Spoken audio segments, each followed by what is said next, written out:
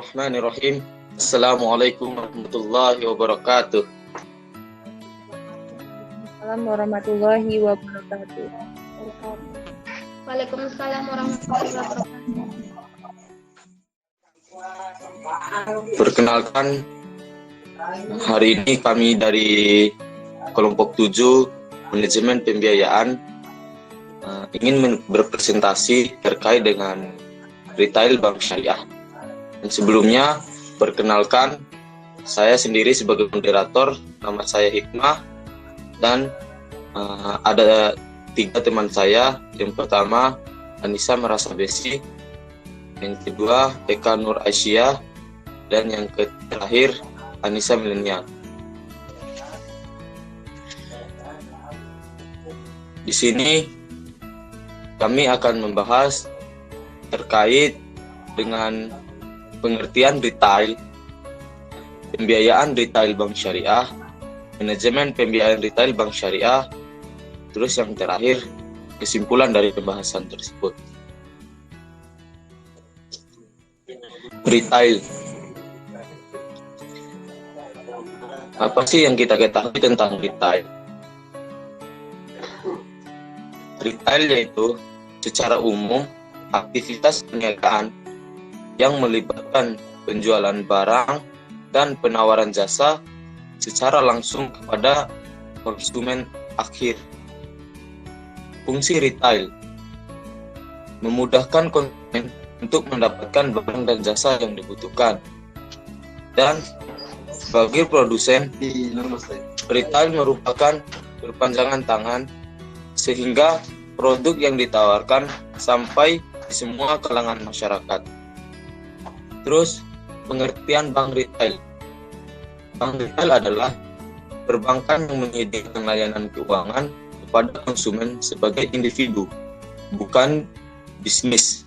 Retail bank lebih memfokuskan usahanya pada produk jasa bank yang ditawarkan kepada nasabah secara perorangan atau perusahaan berskala kecil.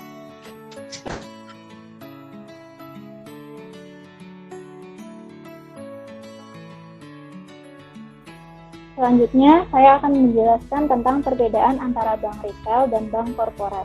Sesuai dengan pengertiannya, retail bank ini menitikberatkan kegiatan pelayanannya kepada perseorangan atau usaha kecil, sehingga retail bank ini merupakan wajah perbankan yang dilihat langsung oleh masyarakat umum. Dan juga retail bank ini cabangnya banyak di kota-kota di seluruh Indonesia. Sementara corporate bank itu menitikberatkan kegiatan usahanya untuk melayani perusahaan-perusahaan besar. Perbankan korporasi merupakan pusat laba utama bagi sebuah bank, namun juga sebagai pencetus pinjaman terbesar bagi pelanggan. Lalu selanjutnya, adapun layanan yang ditawarkan oleh bank retail itu ada giro dan tabungan atau simpanan. Yang kedua itu ada pembiayaan yang ditujukan kepada masyarakat bisa untuk usaha mikro.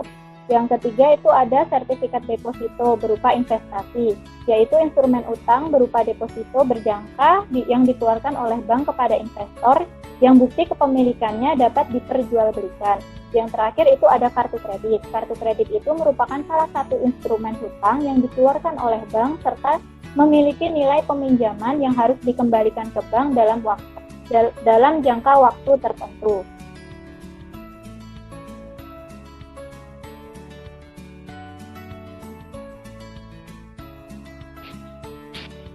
Baik, selanjutnya saya akan menjelaskan tentang pembiayaan retail bank syariah. Berbicara tentang bank retail sendiri lebih memfokuskan diri terutama pada customer market. Berikut kami uraikan diantaranya. Yang pertama, customer segment. Segmen nasabah dari bank retail adalah nasabah individual dan entitas bisnis kecil dan menengah. Ada beberapa literatur menyebutkan fokus bank retail lebih ke entitas bisnis atau industri kecil dan nasabah individu. Di Indonesia sendiri, retail sering dikaitkan dengan industri mikro, kecil dan menengah atau yang sering kita tahu dengan sebutan UMKM. Dan yang kedua, value proposition.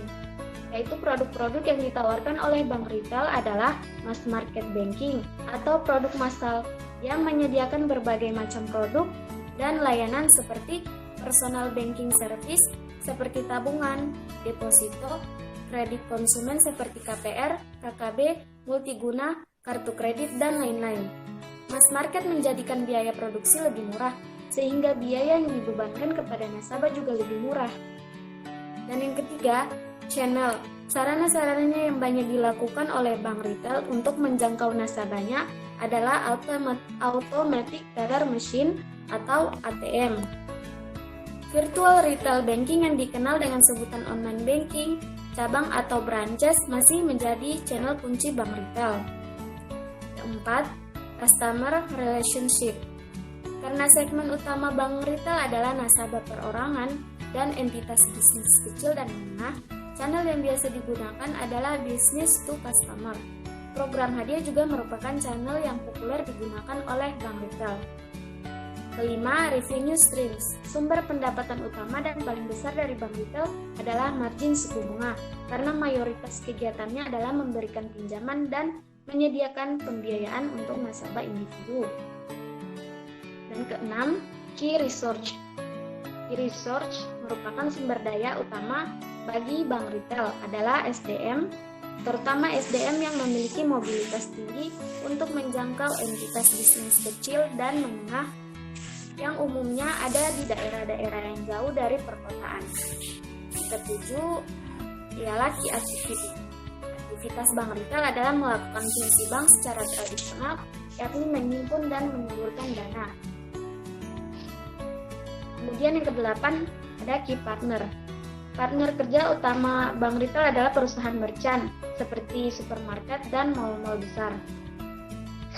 Yang terakhir, cost structure. Biaya terbesar di bank retail seperti halnya bank-bank dan entitas bisnis yang lain adalah biaya SDM, biaya installment, pengembangan, dan perawatan IT. Kemudian, untuk kunci aktivitas dari retail bank sendiri melakukan fungsi bank secara tradisional, di mana kita tahu menghimpun dan menyalurkan dana dari dan untuk nasabah individual. Berikut ini adalah diagram presentase UMKM dan konsumer pada Bank BRI Syariah. Dalam presentase Bank BRI Syariah, UMKM menduduki mayoritas portofolio dan baru diikuti dengan pembiayaan konsumer. Nah, BRI Syariah dalam hal ini terus mendukung UMKM sebagai tulang punggung perekonomian Indonesia melalui solusi permodalan yang cepat dan diandalkan. Di antaranya, dukungan BRI Syariah ini dilakukan dengan cara memberikan kemudahan dalam mendapatkan pembiayaan melalui UMKM Go Online. Jadi, hal ini merupakan langkah perseroan dalam mendorong pembiayaan di sektor UMKM lewat peran digital.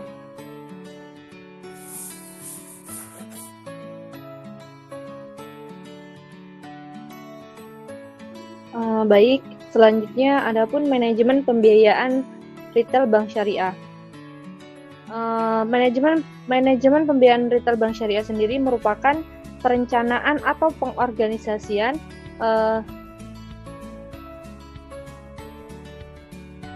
dan pengontrolan pembiayaan yang dilakukan dalam kegiatan usaha bank retail. Selanjutnya,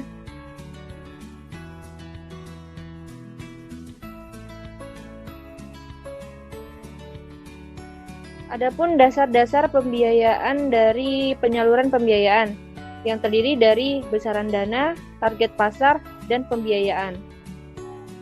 Besaran dana sendiri merupakan salah satu dana yang akan diberikan kepada salah satu UMKM. Berikut tabel yang diuraikan dalam kegiatan UMKM, yaitu usaha mikro sebesar asetnya 50 juta, omsetnya 300 juta. Usaha kecil asetnya 50 juta sampai 500 juta. Omsetnya kurang lebih 300 juta sampai dengan 2,5 miliar. Lalu adapun usaha menengah, asetnya 500 juta sampai dengan 10 miliar. Lalu omsetnya kurang lebih dari 2, miliar sampai 50 miliar. Adapun target pasar yaitu bank syariah, target pasarnya yaitu rakyat kecil, perseorangan, dan juga untuk usaha kecil menengah. Yang ketiga ada pembiayaan, yaitu jenis pembiayaan yang diajukan, apakah pembiayaan usaha atau pembiayaan konsumer itu layak atau tidaknya.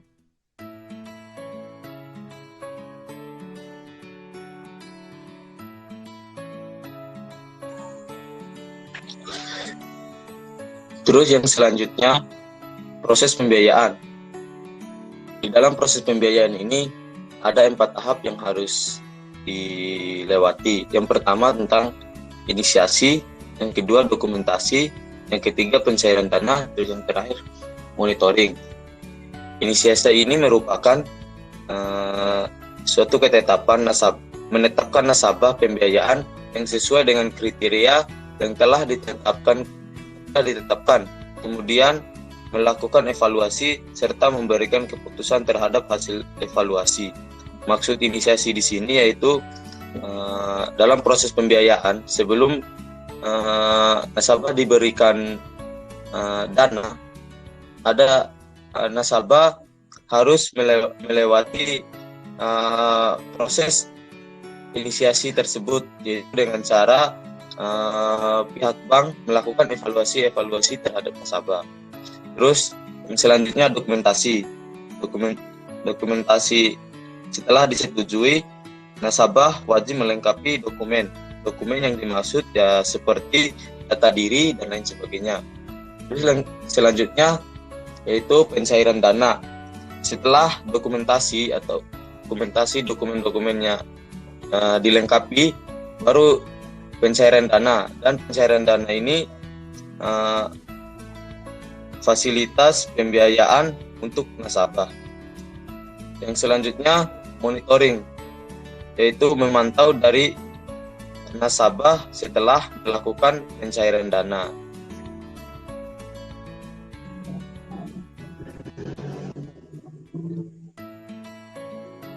Terus dari beberapa pembahasan kami tadi, kesimpulannya adalah pada dasarnya perbedaan antara retail banking dan corporate banking hanya terletak pada target pasar dan jumlah dana yang disalurkan. Terkait dengan sistem atau proses pembiayaan pada kedua bank tersebut adalah sama. Demikian presentasi kami pada hari ini. Semoga apa yang kami bahas pada hari ini bisa menjadi referensi dan dipelajari oleh teman-teman semua. Sekian dari kami, kelompok 7. Billahi fi sabilil haq, fastabiqul khairat. Wassalamualaikum warahmatullahi wabarakatuh. Waalaikumsalam warahmatullahi wabarakatuh.